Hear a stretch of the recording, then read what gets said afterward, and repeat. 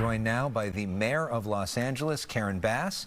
I think this is your first time in studio live on our 6 o'clock show, so it's great to have you here. Thank you. Glad to be here. All right, so what do you know about what happened at Dodger Stadium today? Well, you know what, Alex? This is the problem. We don't know. Officers are just showing up. We don't even know what type of officers they are. They're masked, as you saw. They don't present their ID. It said Border Patrol. Are they Border Patrol? Are they ICE? Are they Federal Protective Services? It is a sense of confusion and chaos.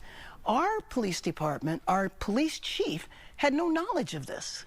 So is there something that can be done to ensure that people have to present IDs or badges if somebody is arresting somebody? Well, you know what? That is supposed to be what happens, but we're in a situation where people are not exactly following the rules, are following what had been normal protocols. Right. So, and is that also the protocol for the LAPD? Yes, the LAPD absolutely has to show you their ID. And so you can just imagine the confusion that presents and also the bad position that puts our police department in, because they're called out to defend the situation and they're not even sure what's going on. Why were they there? Were they staging because they were getting ready to do raids? Were they there because they wanted to do processing? They didn't even notify the Dodgers. They just showed up. So we know that during the fires, you were public about the fact that you had a good working relationship with Susie Wiles, who was the White House Chief of Staff. Are you talking to her about any of this? Well, actually, in the beginning, I did, but recently I haven't been. I also know that she's been very focused on the foreign policy right now.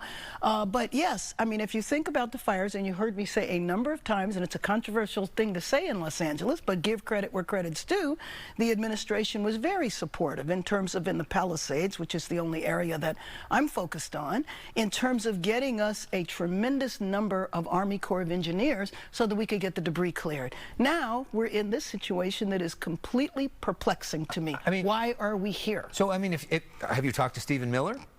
No, I've never spoken to Stephen Miller. So if you call the White House, do they call you back? I put in a formal request to speak to the president. I've not spoken to them yet. But really, this has created a sense of fear and terror in our city, and it's having such an incredible toll. It's having a toll on the economy. It's having a political toll in terms of creating confusion, and it's having a real personal toll in terms of families. Well, let's talk about the economy, because you visited some of these businesses downtown, and I know some of them told you that the situation's worse than COVID, because essentially they got a situation where their employees are afraid to come to work. That's right. Right, and some of their customers are afraid to come. That's right. Come as well. And people are afraid to come to downtown at all because they think that there's going to be chaos. That's right. But we need to be very clear. There has not been chaos downtown for several days. Right. And the last time there were arrests, it was on Sunday. There have been nothing happening. It was the business community that appealed to the city hall to say, please give us a curfew. We did it, and the minute the rest went away, we lifted the curfew, and hopefully that will help the traffic downtown. So, let's talk about the curfew in a second, but just in terms of the business impact on Los Angeles, because I know we already had a budget challenge in terms of money going into this. What are you seeing, and what are you doing about that? Well, let me just give you an example. The Garment District, 4,000 independent businesses. It's a ghost town. I was in Mariachi Plaza on Father's Day. I visited restaurants. No one was there. You know, there should have been lines out in front. And so we have to make sure that people know their rights. But the bottom line is that the chaos that has been created by the administration, we were fine before the raids. Once the raids started, that's when chaos started. And it seems to be unprovoked. I don't know what led to them focusing on us, but I do feel like we're a part of an experiment. What happens when the federal government rolls up in a state and decides to take power away from the governor? That's exactly what has happened here. So in terms of the curfew, hindsight 2020, do you wish that it started sooner? No, I think it started when it should have. It started always in collaboration with the business community. We certainly didn't want to do it too soon because, again, we're worried about business, and business is not like it was booming in downtown to begin with. Yeah, but then we had moments. I mean, on Monday night, I was broadcasting live, and there was this video that sort of went viral. President Trump even talked about it, and it was an image of a guy hammering the sidewalk. Here's some of those images right here.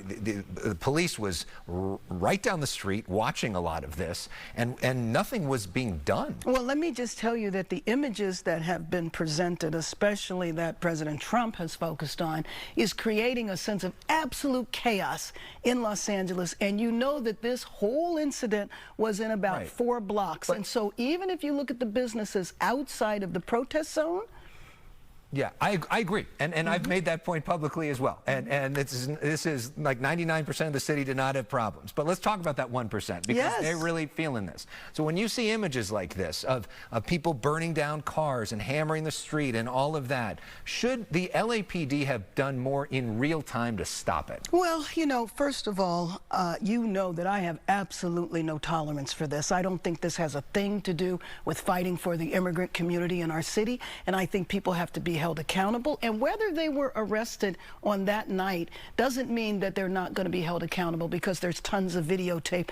And as you probably have seen, people have been arrested days later. So this is unacceptable. The graffiti, the vandalism, absolutely unacceptable, and we're going to hold people accountable. Because some people have come forward and suggested that you had issued a stand down order to the LAPD. Let me just tell you, the Los Angeles Police Department knows how to do law enforcement. Yeah. I'm the mayor. Why would I ever do anything like that? That absolutely, positively never happened. So, are there lessons learned from what did happen in those early days? Yes. If there are more protests, what have you learned to maybe do differently in the future? Well, let me just say that I think in terms of the community that comes out to protest, 99.9% of them are there peacefully. And so I was actually in discussion with a number of people today. How do we work with our activist community to get them to understand what it means when you have federalized National Guard? So if you decide to engage with them, if you decide to throw a bottle at them, people need to understand that that's going to be a felony. It's not going to be a lightweight charge.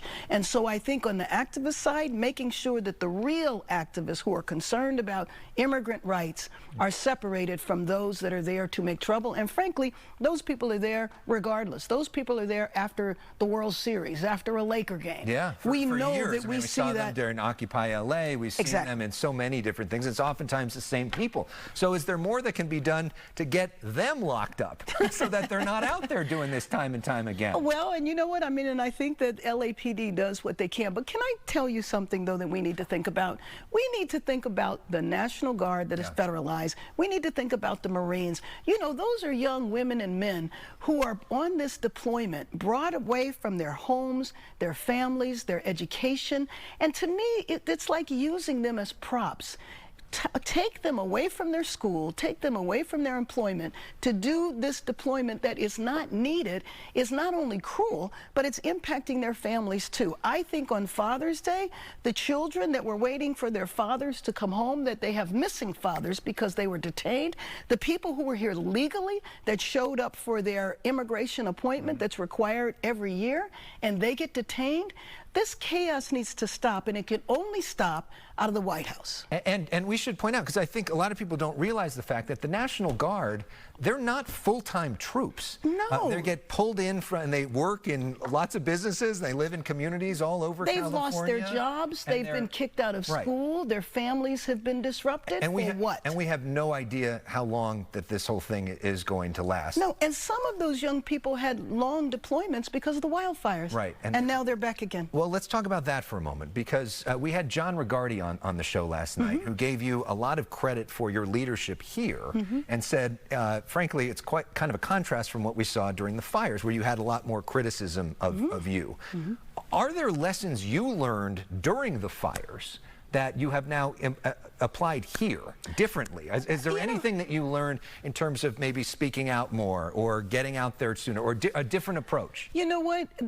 Those are such apple and oranges. I don't see any comparison at all.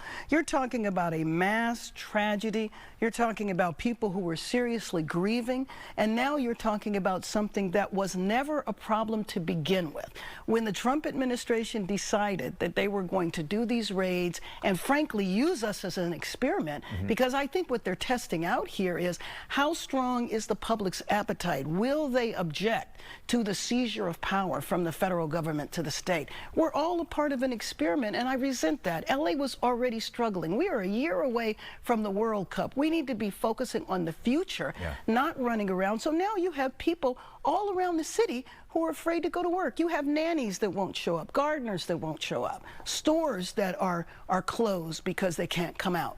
You know, the administration would say that the sanctuary city policy is in part to blame. They say that if they could go into the jails and they could basically take people out there, they wouldn't have to be in the streets and there wouldn't be collateral damage. Now, I understand they're doing a lot more than that, and they're picking up a lot of other people. But is there some sort of compromise on the sanctuary policy? Let me just tell you, we have a lot of cities in our country. Yeah. And most of them aren't sanctuary cities.